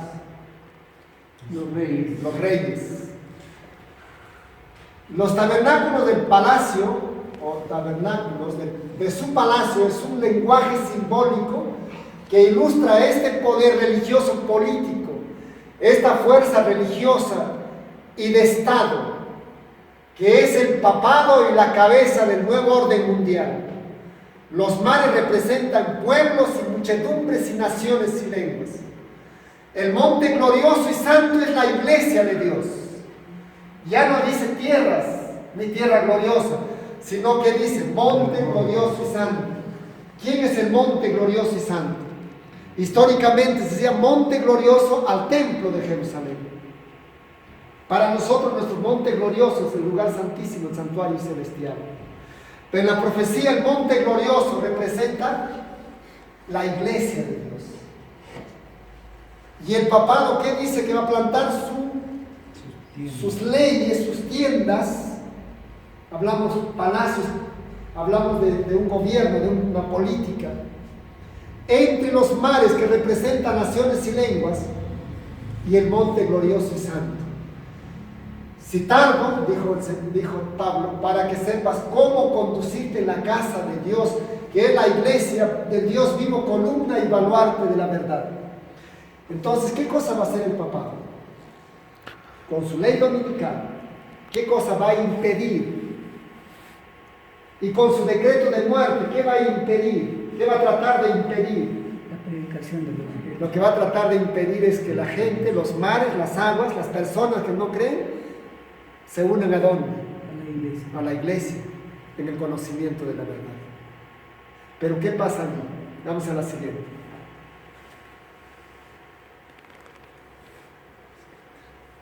En el versículo que sigue, la siguiente parte dice: llegará a su fin y no habrá quien lo ayude. Pero vamos aquí. Los santos sufrirán gran angustia mental. Parecían rodeados por los malvados moradores de la tierra. Todas las apariencias estaban en su contra y algunos empezaron a temer que Dios los hubiese abandonado al fin, para dejarlos perecer a manos de los malvados. Pero si sus ojos hubiesen podido abrirse, se hubiesen visto circundados por ángeles de Dios. Después llegó una multitud de los impíos airados, a poco una masa de ángeles malignos que excitaban a los impíos a que matasen a los santos. Mas para acercarse al pueblo de Dios era preciso atravesarse por entre las cortes de ángeles santos y poderosos, los cuales era imposible. Los ángeles de Dios los hacían retroceder y también rechazaban a los ángeles malos que rodeaban a los malvados. Cuando se decreta el decreto de muerte para matar, ¿quiénes estarán haciendo como un muro para que no los alcancen los malvados? Los ángeles. Pero nadie puede verlo. Pero habrá ángeles defensores que ya no nos maten. La siguiente. Dice un párrafo que está en conflicto de los siglos, no lo tengo allí. Dice que en el tiempo del decreto de muerte nadie morirá.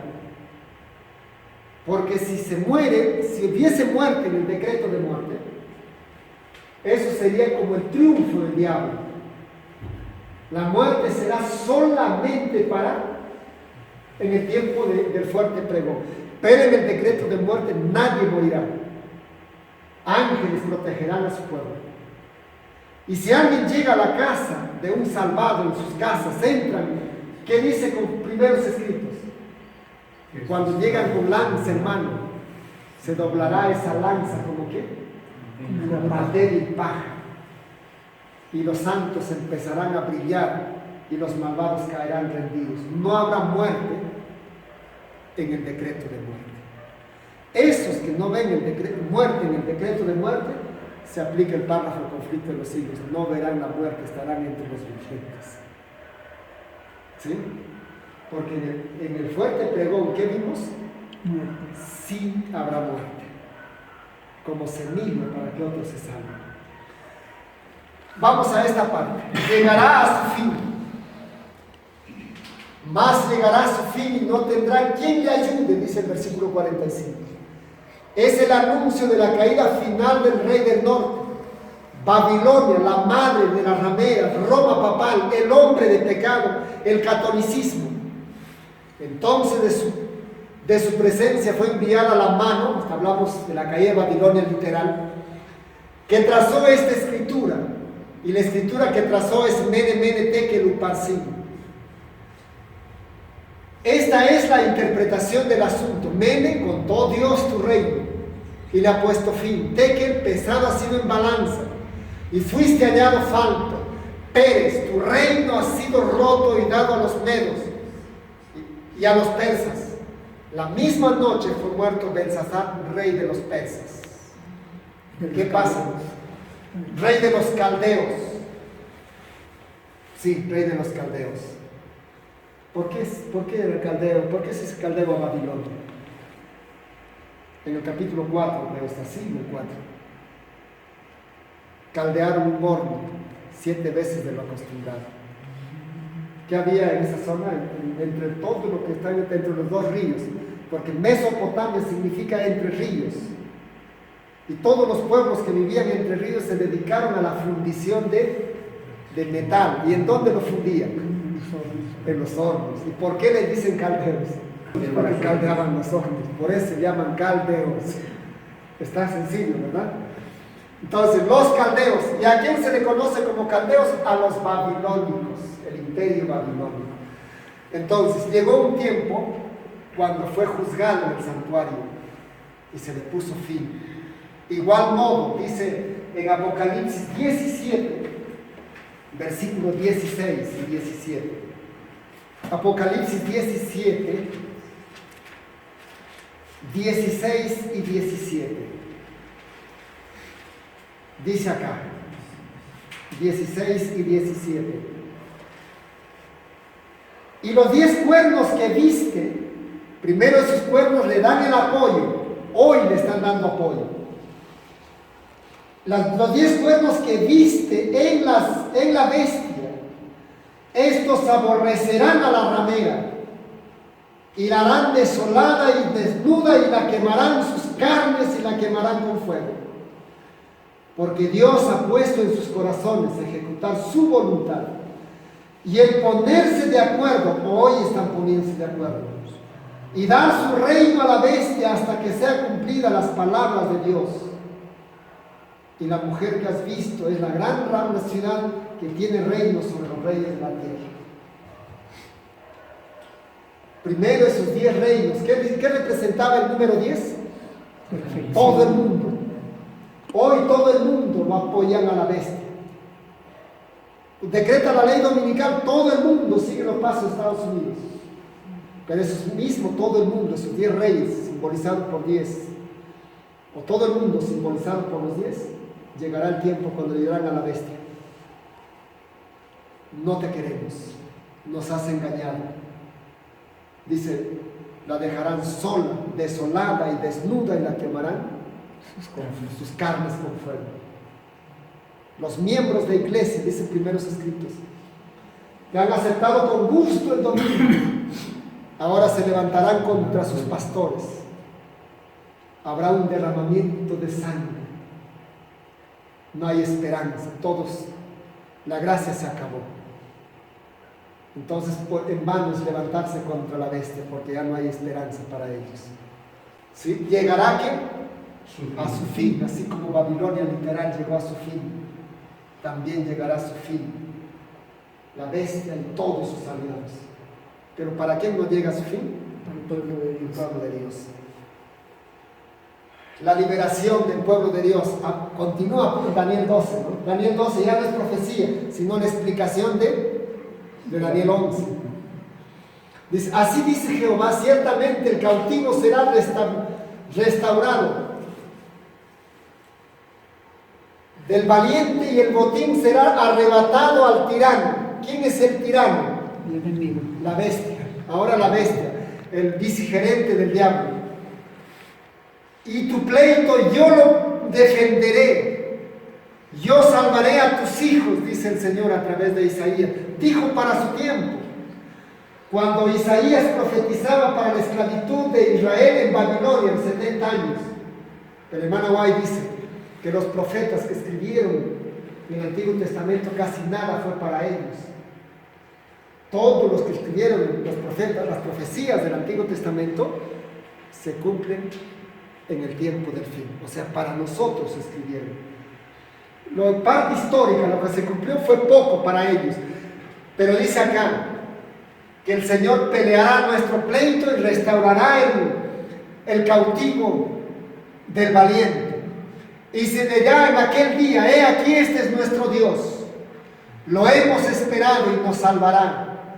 Este es Jehová a quien hemos esperado. Nos gozaremos y nos alegraremos en su salvación. Pero esto diremos después del versículo 1 del el capítulo 12. ¿Qué dice en el 12? Miguel se levanta de su trono. ¿Qué cosa habrá entonces? Angustia. Un gran tiempo de angustia, cual nunca fue desde que hubo gente hasta entonces. Pero en aquel tiempo, ¿quién será liberado? Tu pueblo. Los que se encuentren escritos en dónde? En el libro de la En el vida. libro de la vida del Cordero. ¿Dónde está el libro de la vida? En el cielo. En el lugar santísimo. Todos los que se encuentren en el libro de la vida serán aquellos que han pasado el juicio hoy. Y quiero decirles, hermanos, no basta conocer profecías de Daniel o de Apocalipsis. Lo que nos interesa hoy es que nuestros nombres estén en el libro de la vida. Lo que nos interesa hoy es entrar al santuario. Nos interesa hoy pasar el juicio. Nos interesa hoy el manto de la justicia de Jesús. Les invito a entrar al santuario para estar seguros. Nadie está seguro con conocer profecía, ¿creen o no? ¿En dónde estamos seguros? En el santuario. Pasamos el juicio, entonces recibimos la lluvia tardía. Y cuando se decreta el decreto de la ley dominical, el decreto de muerte, nosotros estamos sellados en el libro de la vida, estamos salvos para siempre salvos. Por eso invito siempre a todos mis hermanos a entrar al santuario, tocar las puertas del santuario y decir: Jesús, asegúrame, sella mi nombre en el libro de la vida. Eso también se hace hoy, no mañana, no cuando veamos recién la ley dominical. Hoy es el momento de asegurar nuestra salvación. No sabes si hoy te toca tu juicio. Terminemos acá. La liberación viene de la segunda venida de Cristo. ¿Cuántos lo esperan? Por lo cual os decimos esto en palabra del Señor, dijo el apóstol Pablo, que nosotros que vivimos, que habremos quedado hasta el tiempo del fin, o hasta la venida del Señor, no precederemos a los que durmieron, porque el Señor mismo, con voz de mando, con voz de arcángel y con trompeta de Dios, descenderá del cielo, y los muertos en Cristo serán resucitados primero. Luego nosotros, los que vivimos, los que hayamos quedado, seremos arrebatados juntamente con ellos en las nubes para recibir ¿a quién? Al Señor en el aire. Al Señor en el aire. ¿Qué es? ¿Arrebatamiento o segunda venida? Segunda venida. ¿Rapto secreto o segunda venida? Segunda venida. Saben que el rapto secreto es una doctrina jesuita. John Scofield y Manuel Lacunza. Manuel Lacunza escribió un libro, habló de la segunda venida y puso su nombre del libro llamado Juan Ben Azar, pero él se llamaba Manuel Lacunza, chileno, español pero chileno, y lo introdujo ese libro en las tiendas protestantes y todos lo aceptaron, pensaban que ese libro era judío. Y llegó a las manos de John Scofield, que era un abogado americano, y escribió la Biblia Scofield.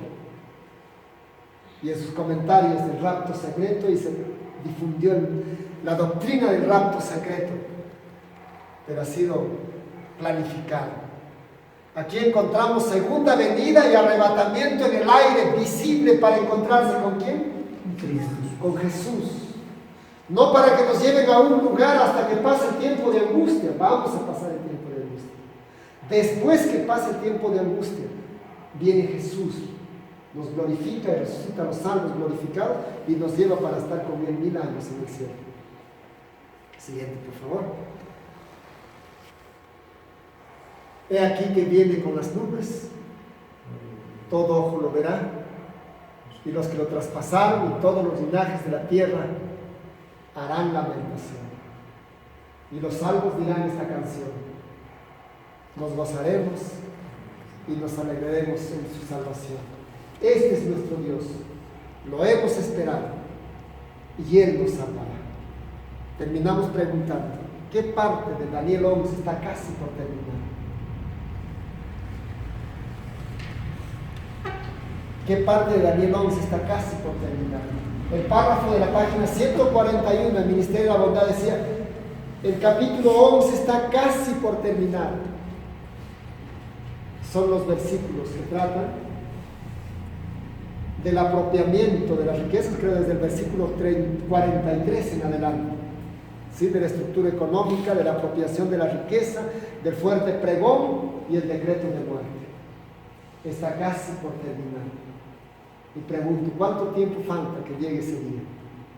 No tengo respuesta, en tiempo. Pero la llegada de ese tiempo tan difícil de la ley dominical está aquí detrás de la puerta. Que Dios nos bendiga y nos haga entender el tiempo que nos toca vivir y la posición que debemos tomar. Entonces contagia a los líderes, que hablen ellos. Hoy tal vez escuchan predicar a gente afuera, a veces sin tomar una posición. Hay tres tipos de interpretación profética: histórica, ¿qué más? Preterista y futurista. El preterismo hace que las profecías ya se cumplieron. El futurismo, en el futuro, de Jerusalén va a nacer, o va a salir la bestia. Roma va a ser el instrumento para castigar a Jerusalén. Futurismo. Pero la iglesia siempre se mantiene en su posición historicista. Así que Dios nos ayude a entender su palabra. Alguien me dirá, hermanos, pero la segunda venida es el futuro. El fuerte pregón está en el futuro. La ley dominical está en el futuro. El precedente es histórico. ¿Qué precede a todos los acontecimientos? Es histórico. Así que Dios nos ayude. Nos ayude a entender y a afirmar nuestros pies en la verdad. Amén. Amén.